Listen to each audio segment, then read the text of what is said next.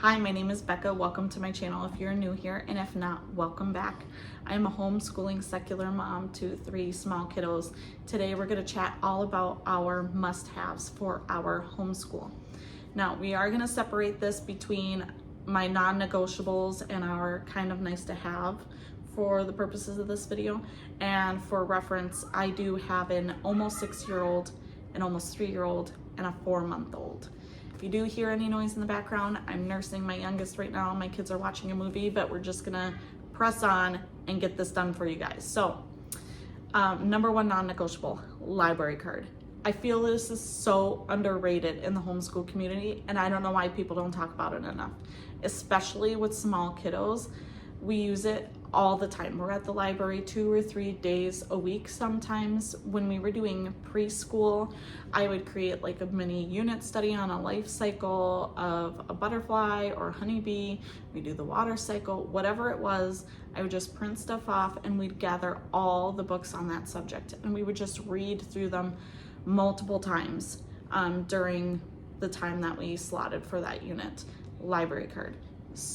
You utilize it. You don't have to feel like you need to purchase every single book for every single thing that you're teaching your kids.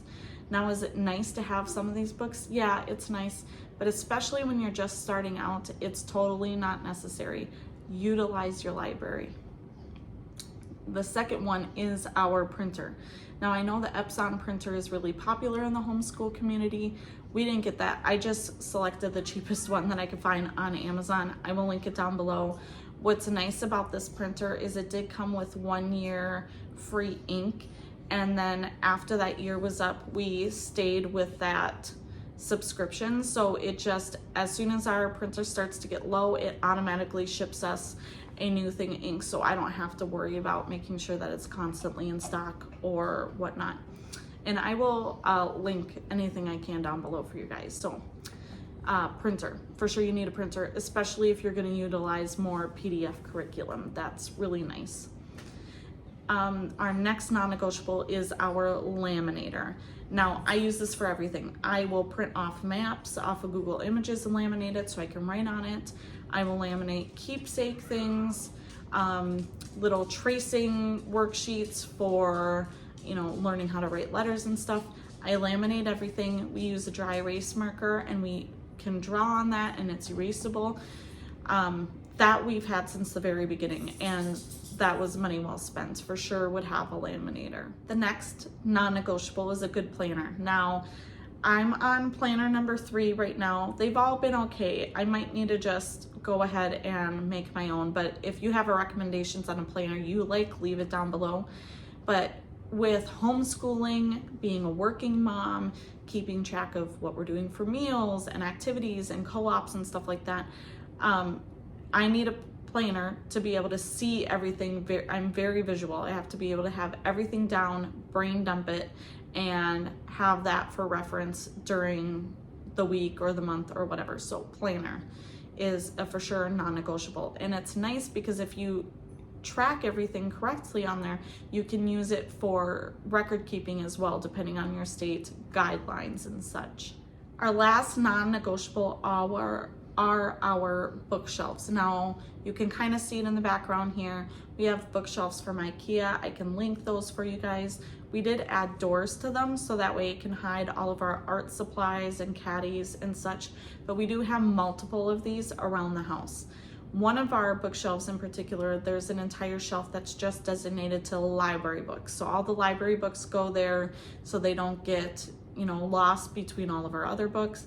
We also have a shelf that's just designated to reference books of ones that we're not currently using so that they don't get jumbled up with everything else, but they're still easily accessible if we need to use it for something. But bookshelves for sure, and these ones from Amazon are great. Now we're gonna move over to our kind of nice to have things. So binding machine. If you saw my recent kind of homeschool haul video, I just recently got this and I've been using it for everything.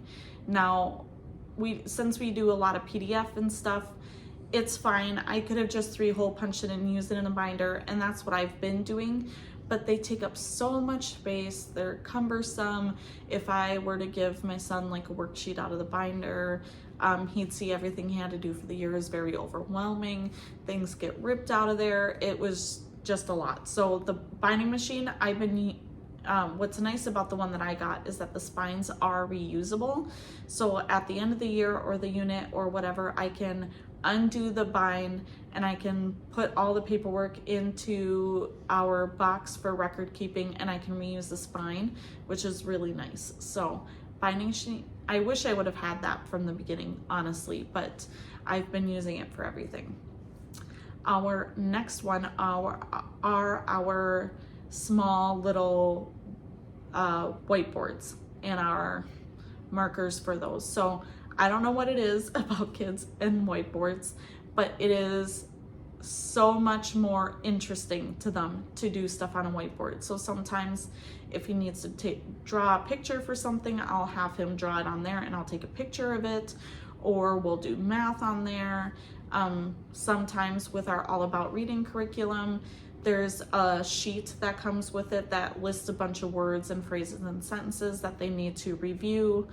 I'll write that on the whiteboard and he likes to read it off there better than he does on the sheet. There's just so many uses for them. So the whiteboard for sure is probably one of my son's favorites. And with that, on the All About Reading, they do come with the movable alphabet tiles. Now, if we didn't use this curriculum, we would have done the wooden Montessori set, but it's so nice to have something tactile to help your child learn with reading and spelling, helping you blending words and stuff. It's just another way to help with learning to read and learning to spell. That's a really good asset, at least for my learners. So a movable alphabet for sure is so nice to have, and I wish we would have had that from the very beginning as well. And our last nice to have is our Yodo player. Now this is also a new thing to our homeschool, but it has been so nice to have. Now we've tried the morning menus, we've tried a morning basket. None of that has really gone well for us, for our family, but the Yodo player has been so nice because I will take that out when we're eating breakfast at the table. We'll listen to the daily podcast, and then we'll pick maybe a Zoe and Sassafras one where we listen to one of the chapters. We'll listen to a short story on the water cycle or whatever it is that we're listening to. And he knows that once that's done, we're switching gears into school. And that has really helped our transition into school time so much easier for us and has gotten us into that mindset of school is starting. So there you have it. Those are all of our must-haves for school. If you do have any questions about which ones we had, like I said, I'll link it down below for you guys.